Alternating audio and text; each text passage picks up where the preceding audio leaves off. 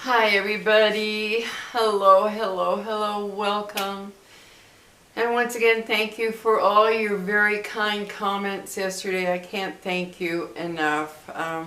My anxiety is a little high today, and those of you that suffer with anxiety, you know what that's like.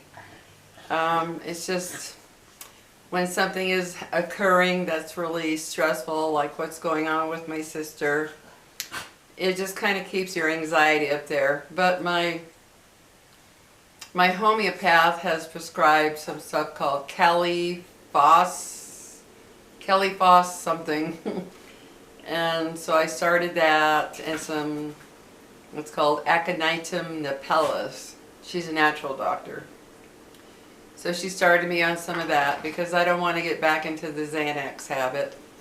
I mean, I would like the other day I took a half, and it helped me tremendously, but I don't want to get into that cycle again of, well, I'm feeling a little really stressed, I think I'll take a little Xanax. I don't want to get back into that unless, you know, I absolutely, like I reached the peak of my nervousness the other day. I had to do something. It was out of control. But anyway, guys, I just wanted to talk to you today about when you have too much empathy, it can really affect your life. And that is a problem that I have. I genuinely have a problem of having too much empathy. Like for instance, right, I just went to the store. I went to a few stores just a little bit ago, and I see a guy in his wheelchair going down the sidewalk, you know, down the main, you know, busy street, but he's on the sidewalk. And my heart just sank. I thought, oh my God, this poor guy having to push his wheelchair all the way to wherever he's going. And my heart just hurt for him.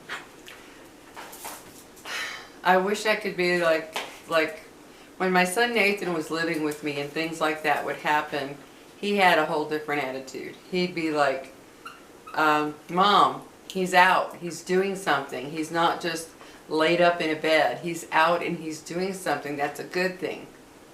I wish I could look at it that way. When I see somebody, you know, struggling, like when we were in Walmart or any store, and you see somebody having to use the scooter and they can't even get up to get something, they have to try to reach for everything. It just makes me feel bad, guys. I have too much empathy. I wish I could lower that, because it adds to your stress. It adds to your stress level. I can't even watch, you know, like when they have the commercials on TV of the dogs that are in, you know, the kennels, and they're taught, like Sarah McLachlan, I think that was her how to say her last name, McLachlan. She always had those commercials showing all these dogs in the kennels and stuff, and they're just out there, you know, please love me, take me. Oh my God, my heart would just sink. Like, oh God, I wish I could take you all home. And the same goes for like when they show St. Jude, you know, the commercials for the kids with cancer. Oh, I especially can't watch those now. Oh my gosh, my heart just sinks when I see those commercials. Especially now, you know, my own son got cancer last year, and he's so far he's still in remission. So when those St. Jude commercials come on, oh my God, I gotta flip it instantly. I can't handle anything with that. And it just kind of makes me sorry, I got I got a little piece of something stuck in my tooth. Anyway, yeah, I just get too I get too emotional when I see things that are a hardship to people. I can't stand seeing people have a hardship, you know, because of their health, or um, or like when I see the homeless people, that really breaks my heart to see these homeless people, because who knows what got them into that position. People are very quick to judge and say, oh, well, you know, you're just a bum, you chose this path, whatever. And I hate that, because you don't know what happened to somebody, you know, mentally and emotionally, for them to just give up. You have no idea. Like my dad used to say, walk a mile in their shoes before you criticize. And that's true. It's like, who knows? Who knows what pushed them to the point where they said, I give up, I don't care, I just don't care anymore. We don't know. It could be a million things that push someone to the point of, I don't care anymore, I'll just be homeless. I can't take anymore. We don't know. Or to do, a lot of them have their, drug addicts or alcoholics on the streets. A lot of them are. Who knows what pushed them to that,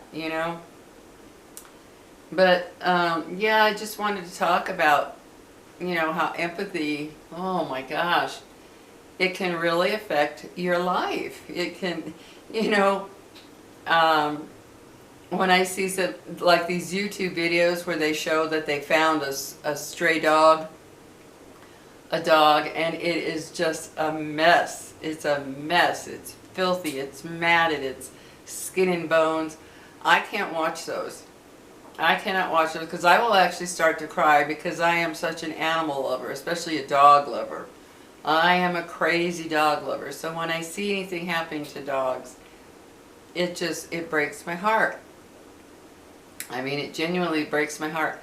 I watched one yesterday. I stupidly watched one yesterday about a dog that was found, and oh my God, it was in horrible shape.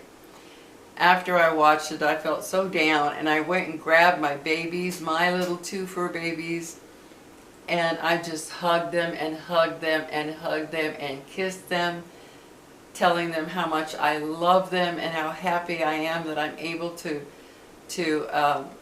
give them a good home and spoil them. Yeah, guys, it's just I don't know. I wish I could lessen it. I really do. Like my son Nathan, he looks at things in a whole different way. He really does. Well, at least that person's getting out and about. At least that dog got rescued. At least, that kind of thing. At least the person got the help they needed. Now they're doing better. I don't know if it's some kind of a curse. I hear something popping. I've got something going on the stove. Hold on a second. I don't like that popping sound. Okay.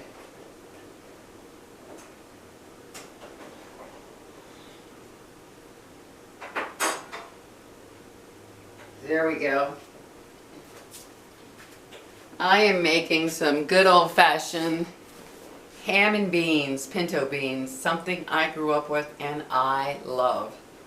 So I went out I'm making them for today. It's sunny right now, which really bums me out, because it said we have a like 80%. Let me see, guys, so I can be honest with you, not tell you what I think. Yeah, today it's up to 70% chance of rain, so I'm hoping this sun goes away and the clouds move in, and that makes me feel better. But yeah, I thought, well, if it's going to be kind of a rainy, cloudy day, it was this morning. It was so cool. Oh my gosh, I was actually cold when I woke up. And I thought, if this continues, I'm going to have to pull out my little electric heaters that I use until I get the heater turned on by my landlord, because it's that in-between period where it's still warm during the day, and I sometimes need that cooler. But then at night it's so cold that I wake up and it's cold, so I'll flip on the electric heaters for just a little bit to take the chill out. It was pretty cold this morning. so I thought, I'm going to make a nice pot of ham and beans, and I make it the way my mother used to make it. She used to make it with good old-fashioned lard. Always, always, always. She'd put a little lard in the beans, And then the ham, oh, it's just delicious. So I'm making that today. Had to buy the Beano too. Let's be real here. What do beans do? Yeah, okay, they give you gas. I don't want that. So I always get Beano. And it helps, believe me. But I love them. They're just delicious. But yeah, guys, I just, I don't know. I just wish I didn't have as much empathy as I do, because sometimes it's almost like crippling sometimes. I even have to be careful with what movies I watch, because if it's too sad, even though I know it's a freaking movie, I can be like, oh my God, oh my God, oh my God, that's so sad, you know? Kind of a curse. Tell me if you have too much empathy and what it does to you. Or maybe you did and now you figured a way out of it, because it really is, it causes a lot of emotions when you have too much empathy. Like with my sister, talking to her son, my nephew Chris, he's the opposite of me. He's like, she's in a good place, she's got the best doctors, she's doing okay, she's got a good attitude, blah, blah, blah, blah. That's how he looks at it. I look at it like, I know the reality of this surgery and what it could do and what could happen, and there I am, you know. So yeah, how I wish I could have a little less empathy and more, I don't know what the word would be, not necessarily positive, but you know, on a better track of thinking. Maybe positive is the word, I don't know. But I have too much empathy. Especially, I know this might sound terrible, but when it comes to animals, oh my gosh, I really do. I'll never forget, my dad was a hunter, and I will never ever forget one time walking into the garage, and there is a deer hanging there, and he was, you know, I will never forget that. That traumatized me so much, and to this day, my heart goes out to animals. And I mean, it's just one of those things. Especially domesticated animals like cats and dogs, and you know, I see if I'm out and about and I see a dog somewhere, I'm like, oh my God, please let there be an owner behind you or something. I would be tempted to go get the dog, you know. I'm always telling the universe, don't let me see a stray dog. Do not let me see a stray dog. I just want to bring it home. So yeah, I'm just too much empathy, way too much. And last night I talked to my sister Gloria, and she sounded really good and positive. And she, they had a support dog going there. It was a great big, huge Akita, a beautiful, beautiful animal. That dog was just gorgeous. My son Elliot sent me the picture because she had sent it to him. And so he sent it to me, but then when I talked to her, she said, did you get the picture I sent? And I was like, no, I never got it. And she tried sending it again, but it still didn't come through. So I told her I had already gotten it from my son.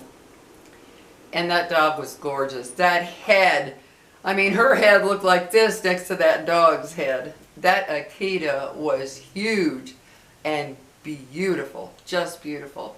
So she was real happy to have a little support dog there, because she loves dogs too. So, so she sounded good, and the doctor said they'd talk to her, I guess probably Monday, to tell her what day next week they're doing the surgery. So, yeah, after I hung up with her, I tried to feel better about it all, but I don't know, guys. She even sent me pictures of her room, the room she's staying in, the view she has and everything, and oh my God, seeing all those instruments around her and stuff, it's like, oh, ouch, you know. But like I said, she's at peace. She believes in God. She believes that whatever will be by His will. So that's what gives her comfort. So I'm glad for that. But yeah, guys, I'm just a little stressed today. I know as it gets closer to this coming week, it's already Sunday, so this coming week, yeah, I know the stress level is going to be a little higher. And I don't want to go into panic attack mode, so I'm taking the stuff that my doctor prescribed me very faithfully today and through the whole process. Because, like she told me today, she said, I know you want to think of the positive, but please prepare for everything. And she's right. You know, psychologically, you have to prepare for everything. Not just, it's all going to be great. So, anyway, guys, this is a little Sunday chatter. I'm just kind of all over the place. Went to several different stores just to get out of the house. I had to get out of here. I had to see people. I had to even talk to strangers in the stores. I had to talk to somebody. Man, living alone can be tough when you're going through tough times. It can be so dang hard sometimes. So just getting out and seeing people was very, very helpful, and just chatting with people in the store. It's always nice. So anyway, guys, you take care, and I hope you have a good week ahead. I really do, and I will talk to you in my next video. Be kind, be caring, and show compassion, because you never know what somebody is going through. You just don't. Let me see what the time is on my camera, since it never syncs up with my... Oh, I got about a minute and a half. Just to give you an example about showing kindness, I went to Dollar Tree, and the cashier, there was one lady in front of me, the cashier took care of her, and I could see that she just didn't look real thrilled. And she was just kind of doing her thing, you know, and I got up to her and I said, "So how are you today?" And she just goes, she looks up at me and she goes, just, you know, one of those days. And so I looked at her and said, "I understand, believe me, I understand." And I said, "Don't feel bad about it. We all have days like that." And she smiled, and I could see her face just kind of release, like, oh, you know, like somebody understands. They're not going to just call me a bitch because I'm not being a real friendly cashier, you know. But I did. I just looked at her and said, "Listen, you have a good day and try to make the best of it while you're through the rest of your day here." And she was like, "Oh, thank you," waving goodbye to me and everything. And I had been watching her before that, and she just was very stone-faced and just, you know, zipping stuff through to get it done. And I could tell she was very tense, and it felt so good to see her face change just by saying so. And I did. I went, "So how are you today?" And she literally jerked her head up to look at me like, "What?" You know, like somebody cares about how I feel today. So yeah, show a little kindness.